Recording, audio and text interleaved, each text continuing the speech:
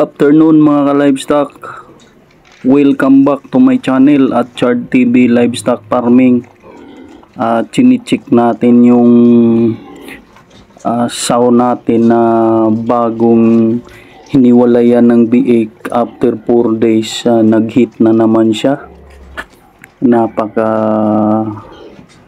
husay talaga ng inahin na ito mga ka-livestock.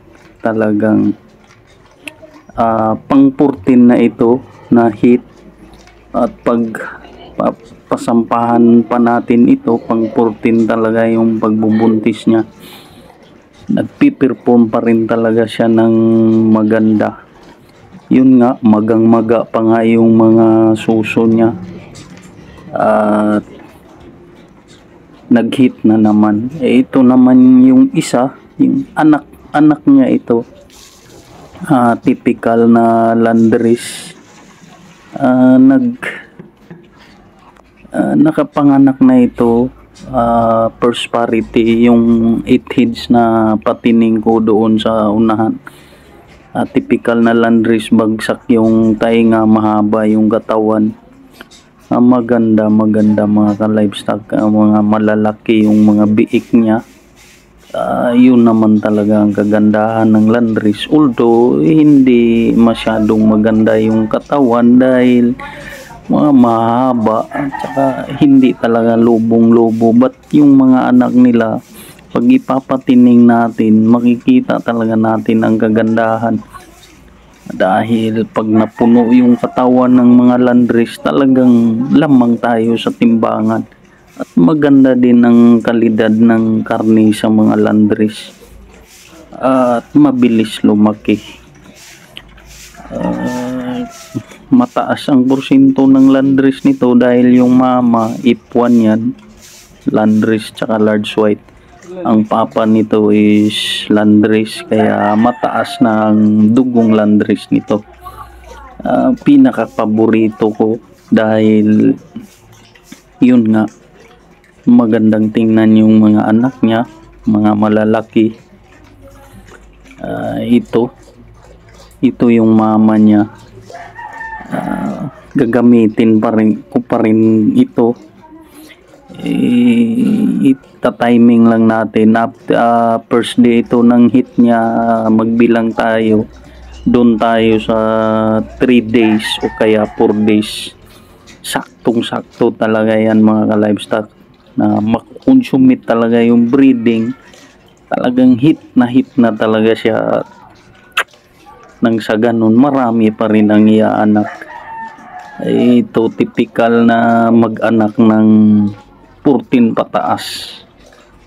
Ayan po mga ka-livestock. Dadako naman tayo ngayon sa kabilang pin.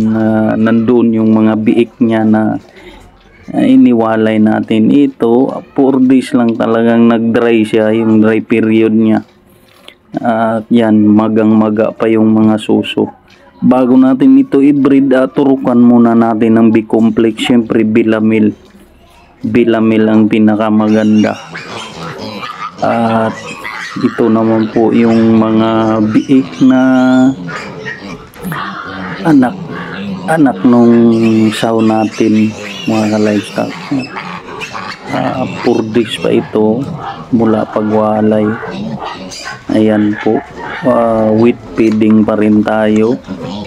Ayan, napaka takaw sa pagkain mga ka-livestock. Yan ang sikreto natin, wheat feeding. Masarap talaga yan, madali nilang maubos, at the same time madali ding i-digest nila, kaya iwas sa diarrhea, at the same time mabilis yung kanilang paglaki.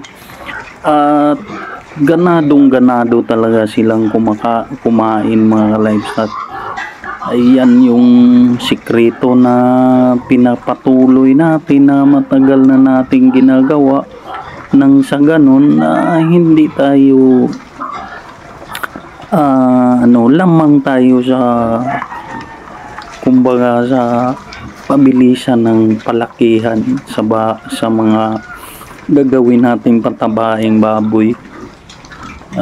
Yan po, matakaw na matakaw. Ito, hinahalo-haluan na rin ito ng kunting starter feeds. Siyempre, Ultra Pack pa rin yung gamit natin kasi yun yung nakasanayan na natin na mabilis magpalaki at saka maraming stock sa market. Kumbaga, hindi naubusan ng stock mga ka-livestock. Yun naman talaga yung pinaka number one din nating i-consider, dahil pag doon tayo sa ibang brands na hindi sila bull, walang available sa tindahan, di pag naubusan, di lipat na naman tayo ng ibang brand. So makukompromise din yung appetite nila. Yung appetite kasi yun yung iniwasan nating mabago yun, dahil pag hindi ganadong kumain, syempre lalaking mahinang lumaki yan. So pag maganda yung appetite nila, mabilis yung kanilang paglaki. Parang palaging gutom, kahit busog na, nandun pa rin yung gana nila sa pagkain. Yun yung pinaka-importante na dapat nating i-consider sa mga patabaing baboy, para nang sa ganun mabilis talaga silang lumaki. At ito mga ka-livestock, bago ito ihiwalay nung first day ng pagwalay, turukan din natin sila ng B-complex. Siyempre Bilamil pa rin para iwas tayo sa stress. At nang sa ganun, tuloy-tuloy din ang kanilang paglaki. Ang Bilamil kasi, nagbibigay din yan ng gana sa pagkain. Nagbibigay ng appetite yan. At the same time, madaling mag-unat yung katawan nila. Bubuka ng bubuka yung katawan. I-maintain lang natin yung pagbigay ng Bilamil every 15 days. Ito, hindi pa ito na deworm. Magbilang muna tayo ng after 10 days mula pagwalay bago tayo mag-deworm. Sa deworming natin, ihalo din lang natin sa feeds pa, nang sa ganun madali nilang maubos. At yun po, yun yung sistema natin na ginagawa, yung patuloy natin ginagawa. I hope sa inyo mga ka-livestock na program nyo na din yung pamamaraan nyo, kasi iba't iba hindi kasi tayo magkaiba ng diskarte sa pagpalaki ng baboy. Itong sa akin, pag ina-adapt nyo, di mas maganda. Pero kung sa tingin nyo na maganda din naman yung sistema nyo, yung nakasanayan nyo na, yun yung ipagpatuloy nyo. Huwag nyo lang pansinin itong sa akin, dahil ito din yung sa tingin ko na nasubukan ko na maganda talaga yung resulta. Kanya-kanyang diskarte naman tayo. Yun lang talaga ang importante sa farming mga ka-livestock, na may diskarte tayo. And of course, virtue natin talaga dito is patience talaga mga ka-livestock. Kasi pag walang patience, hindi tayo magiging successful, na hindi maging progressive yung farming natin. Kaya patience lang talaga, patience. Kasama na yung sipag at tiyaga dyan. Yun nga, we have to consider din na budget talaga dito, hindi biro talaga sa pagbababoy. Napakalaking gastusin ito. Itong building, matagal man nating mapakinabangan yung feeds talaga. Ito, yung heads natin, with feeding pa rin yung sistema natin, pero bago natin sila pakainin, kailangan linisan muna natin yung sahig mga ka-livestock. Ito, hapon na, medyo makulimlim yung panahon. Pag umuulan mga ka-livestock, iwasan nating magpaligo. Yung yung flooring lang, tsaka linisan lang natin na walang dumi. Kasi para iwas sa sakit at nandun yung magandang appetite nila. Yan po bago magpakain. Kasi hindi ako naglagay ng pakainan, ibuhos ko lang talaga sa sahig yan yung pakain. Kaya very basic na linisan talaga yung sahig bago magpakain. Itong itheads na ito wala pa itong 3 buwan at kalahati, pero naka-schedule na ito this coming 20. Hopefully kukunin ng buyer saktong-sakto 3 buwan at kalahating buwan. So sa 3 buwan 90 days plus 15, so 105 days mga ka-livestock. Ito naman yung nabili natin sa farm na gagawin nating inahin. Ayan po, tinuturuan na natin na kumain ng wheat feeding. Wheat na wheat talaga mga ka-livestock. Talagang basang-basa. May sabaw talaga.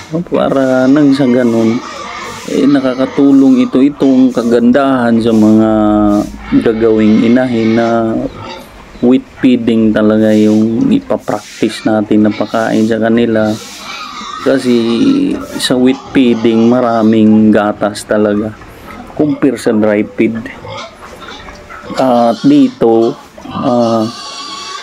permanente maintik nila yung inom ng tubig, hindi kagaya sa dry feed na pilit talagang iinom. Dito iinumin talaga nila muna. Ubusin una yung tubig, ihigupin nila yun bago nila kakainin yung feeds. Ito medyo maliit pa sa kasi ito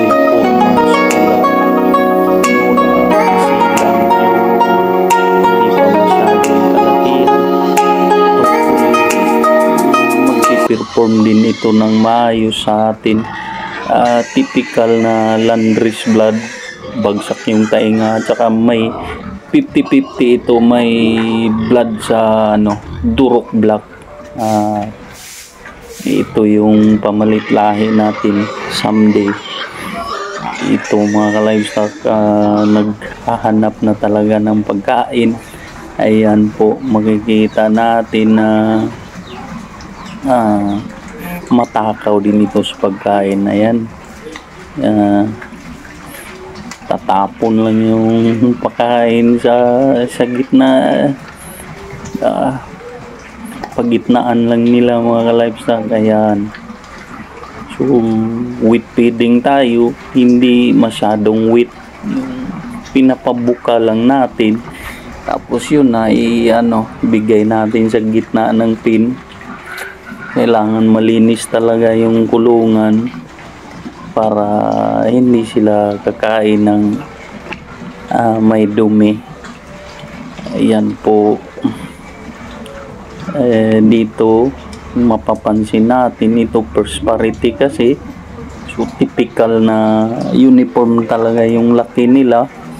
Although yung mga lalaki talaga, yung mga barak talaga yung katawan, punong-puno. Siguro tansa ko nito 100 plus ang pinakamalaki nito. I think 110 or 115, ganon yung tansa ko mga ka-livestock. Kasi matagal na tayong nag-aalaga, may aabot talaga nito ng 115. Maobserbaran din yan natin sa araw na iwiin ito pag harvest. Ito po, prosperity, 8 heads. So typical na nahiwalay sila, naiwalay natin ng mga malalaki talaga dahil Landrace din. Typical na mga malalaki yung mga biik sa inahing Landrace. Yun yung kagandahan sa Landrace. Although mapapansin natin yung mga landrace may kahinaan talaga sa paa mga ka-livestock, mga maliliit yung paa. Yun yung physical disadvantage ng isang landrace. Kaya pero in fairness mga ka-livestock, napakagandang alagaan ng mga landrace. Yan po, typical na bagsak yung tainga. Although hindi na ito pure landrace dahil may durok yung papa nito. Yan nga, may nagresulta na isang buwan. Parang red and gold color. Ayun po yung 14 heads natin na bagong walay. Ayun, tapos na din yung kumain. Yun nga, kahit kunti lang ito, hindi din biro yung gastos dito mga ka-livestock, dahil itong yung feeds ngayon tag 2K, nako, hindi talaga biro ang gastos sa baboy. Kahit ganito lang ito, ganito lang kadami, malaki na din yung nagastos natin dito. At yun nga, sinasabi ko, may balik talaga mga ka-livestock. Yung sinasabi nilang lugi, walang lugi mga ka-livestock. Kahit na nga mamatayan ka ng isa, hindi pa rin lugi. May kita pa rin tayo, kikita pa rin. Walang mag-aalaga ng mga baboy pag lugi sila lagi. Yung mga farm mga ka-livestock, napakalaki yung kita dyan dahil volume na yung alaga nila. Hindi makasurvive yung isang farm pag palaging lugi. That's all mga ka-livestock. I hope may naibigay akong kunting kaalaman pangdagdag sa mga nalalaman nyo. That's all and good day.